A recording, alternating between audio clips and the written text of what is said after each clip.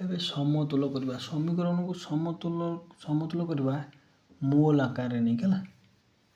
ପ୍ରଥମେ ଆମେ ଗୋଟେ ସମୀକରଣ ନେବା ଏମୋନିଆର ସମୀକରଣ ନେବା ହେଲା। ଦେଖିବା କହୁଛି N2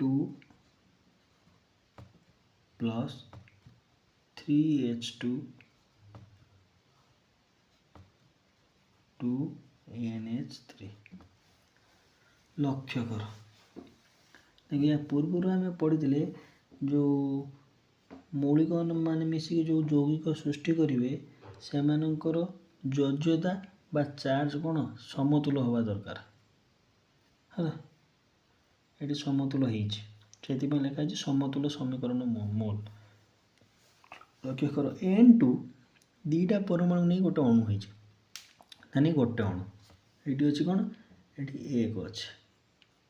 लक्ष्य कर ये 3H2 माने देख खाली H2 हूँ दुईटा हाइड्रोजन परमाणु मिसिक गोटे अणु होती 3H2 माने 3 2 सांगे गुणा जीव गुणा हो गले के 6 ताने टोटाल हूँ 6टा हाइड्रोजन परमाणु।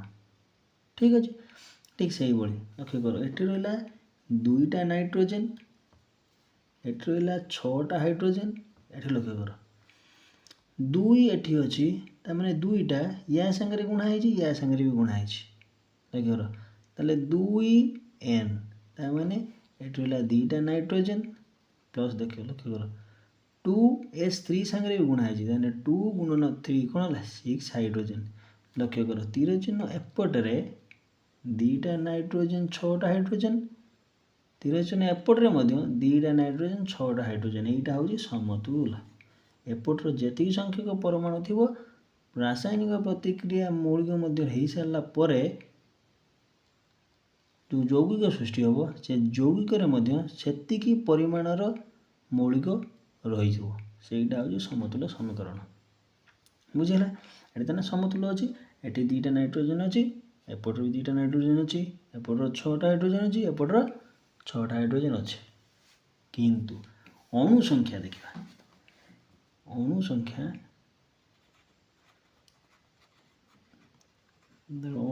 को आम लक्ष्य कले ये केतटा अणु अच्छी गोटे अणु। लक्ष्य कर ये केतटा अणु अच्छी देख ये गोटे हूँ अणु ये 3 गुणा है माने केते 3टी अणु। बुझीगला लक्ष्य कर ये कौन ये भी गोटे अणु अणु अणु मिसी गोटे यौगिक सृष्टि होती ये भी गोटे अणु ताले केतटा अणु अच्छी बामपटे 2 अच्छी ताले 2 अणु गला। आम अणु को मध्य मोल नहीं पारिबा यदि मोल नवा ताले केते हबो 1 मोल ये केते हबो 3 मोल ये केते हबो 2 मोल।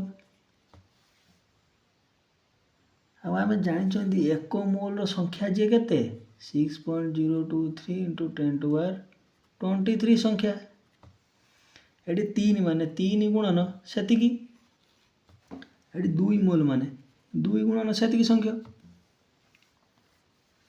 बुझेगा ताने एति संख्यक नाइट्रोजेन अणु अच्छा है जगार 3 गुणन एति संख्यक किए अच्छी हाइड्रोजेन ये अणु अच्छा ठीक ये 2 गुणन एति एवोगाड्रो स्थिरांक 6.023 × 10⁻23 संख्यक कौन एमोनिया अणु अच्छा सॉरी खाली NH3 है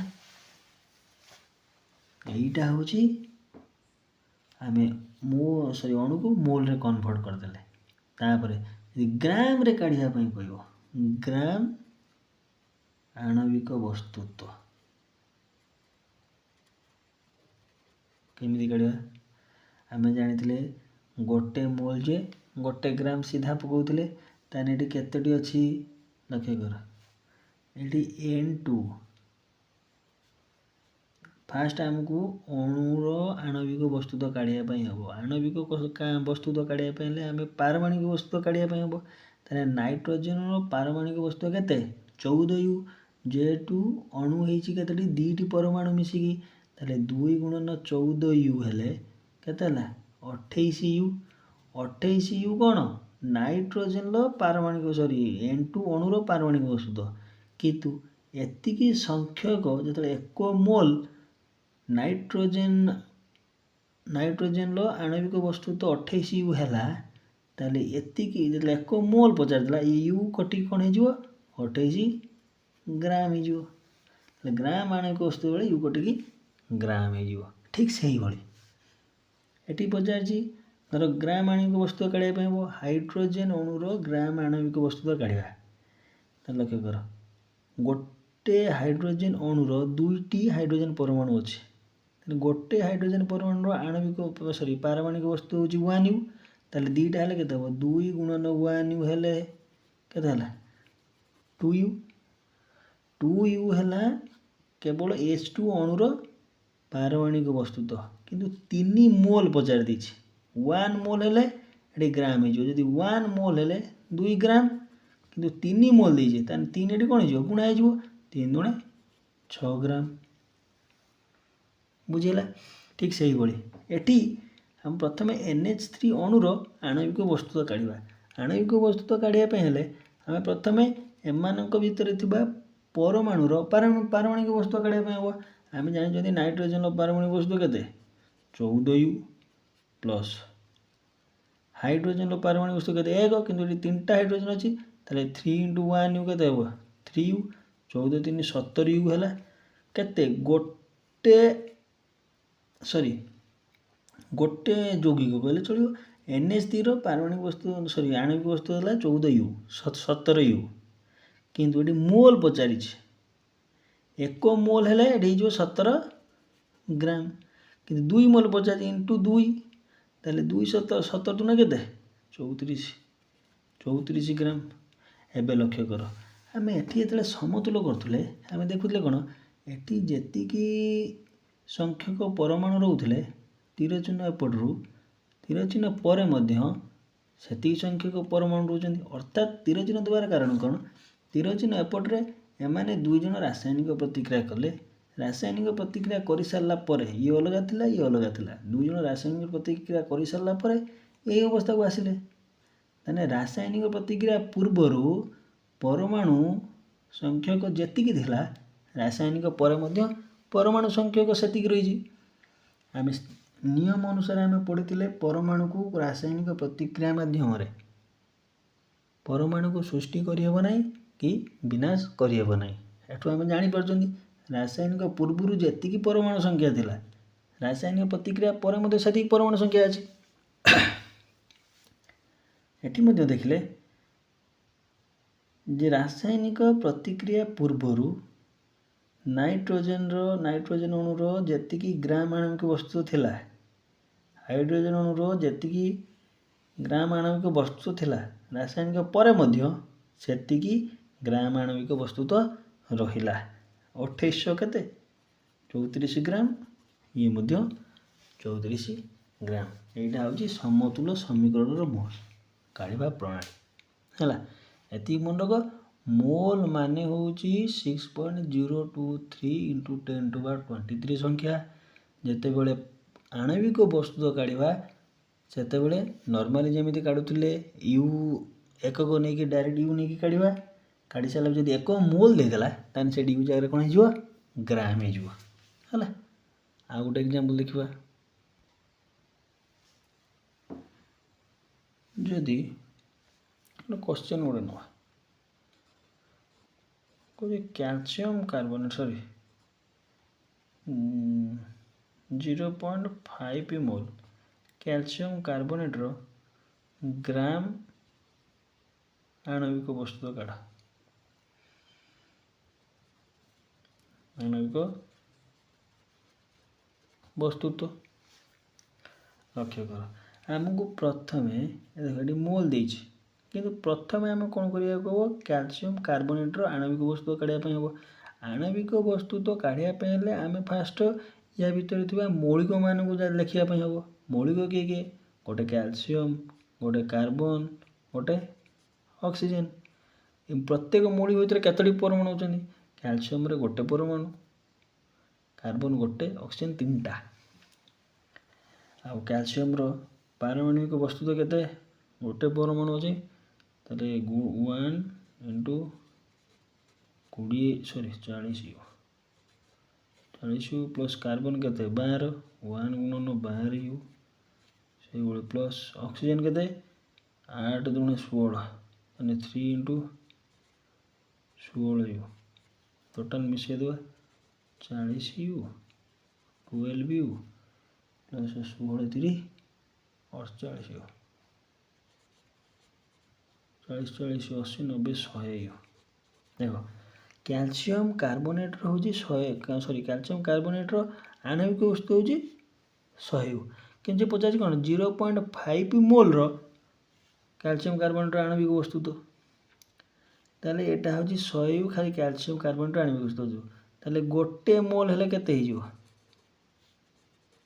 100 ग्राम देन 0.5 मोल दीजिए 0.5 जीए से 5/10 सी हाफ सी ताले 100 ग्राम बाई हाफ ताले केते होला 50 ग्राम ताले कैल्शियम 0.5 मोल कैल्शियम कार्बोनेट रो आणविक वस्तु केते 50 ग्राम से भली आमे आ गोटे समतुल्य रासायनिक प्रतिक्रिया नहीं परिबा C प्लस O2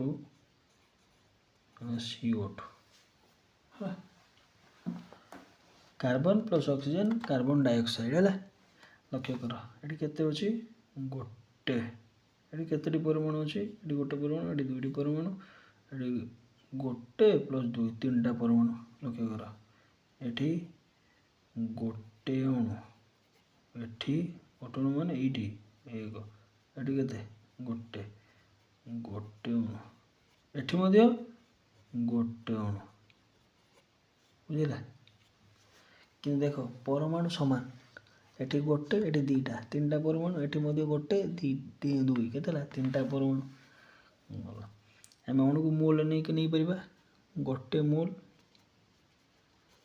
ये मध्ये गोटे मोल ये मध्ये गोटे मोल किंतु आम ग्राम आणविक वस्तु जो काढ़ा केमती काढ़ा कार्बन पारणिक वस्तु हूँ केते 12 यू ऑक्सीजन पारणिक वस्तु केते 16 गोटे 16 दीटारे 16 दूने 32 यू डायरेक्ट लिखुच 32 यू हाँ गोटे 16 दीटा अच्छे 16 दूने 32 यू तीर चिन्ह रहा कार्बन पारणिक वस्तु केते 12 यू प्लस यार काढ़ा तापर हेटा काढ़ा है मुख्य कर 12 यू 32 यू केते 30 10 40 44 यू ताने एटा लक्ष्य कर गोटे अणुर पारमाणविक वस्तु है सॉरी ये दुई जन मिसे दिला ना ना ना सॉरी भूल है 12 8 लिखा 12 यू प्लस 32 यू 8 लिखा कौन बोलो 44 यू तेरे CO2 टोटाल पारमाणविक वस्तु तो आणविक वस्तु हूँ 14 यू यार 12 यार 32 यू 1 मोल ये भी 1 मोल ये भी 1 मोल ताले 1 मोल हेले एति संख्यक एति संख्यक हेले 12 यूटा कौन हो 12 ग्राम हो गला ये 32 कौन हो 32 ग्राम हो देखो 1 मोल थिला बोली ये केते गला सीधा हो गला 44 ग्राम ये 12 32 ये भी 44 ग्राम सी भी 44 ग्राम कि जब पचार ये जो लेट दे था ये 12 यू टाकू हाफ यू 0. सॉरी ये जो 1 मोल दे 0.5 मोल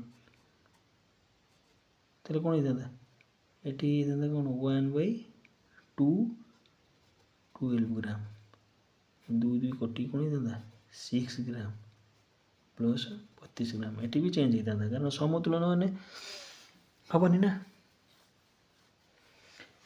ये हूँ प्रोसेस समीकरण मोल समीकरण मोल काढ़ा प्रणाली हूँ यहाँ यापर जाना इलेक्ट्रॉन संरचना परमाणु मध्य इलेक्ट्रॉन प्रोटॉन न्यूट्रॉन से केमी संरचना कराई को वैज्ञानिक कि मॉडल परमाणु मॉडल प्रस्तावित करते से विषय यापर जाना आज एतिक।